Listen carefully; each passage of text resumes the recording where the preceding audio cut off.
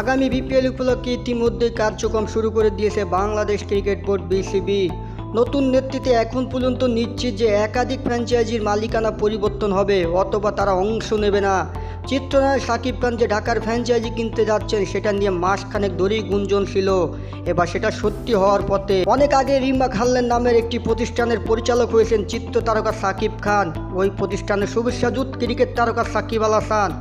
আজ শনিবার প্রতিষ্ঠানটির নির্বাহী পরিচালক চিত্রনায়ক ইমন এসেছিলেন মিরপুর শেরেবাংলায়। রিমা খাল্লান নামের ওই প্রতিষ্ঠানটি বিপিএলে দল কিনতে ইচ্ছুক।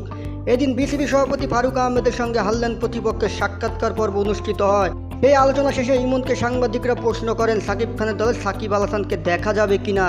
জবাবে ইমন বলেন, আমাদের দলে কারা কারা অন্তর্ভুক্ত হবে তা এই মুহূর্তে বলতে পারছি না, যদি আমরা দলটা পেয়ে যাই তাহলে অনেক কিছু জানাতে পারবো।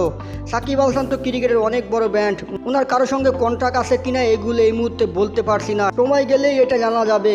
বিসিবি প্রধানের সঙ্গে আলোচনা সম্পর্কে ইমন আরও বলেন, সামনে বিপিএল, আমরা আজ বিসিবিতে সাক্ষাৎকার দিতে এসেছিলাম।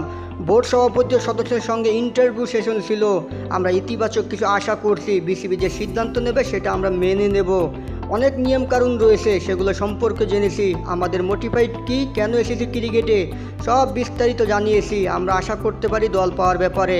আমরা অপেক্ষা করছি বিসিবির সিদ্ধান্তের উপরে, তারা যে সিদ্ধান্ত নেবে আমরা সেইভাবেই এগোবো।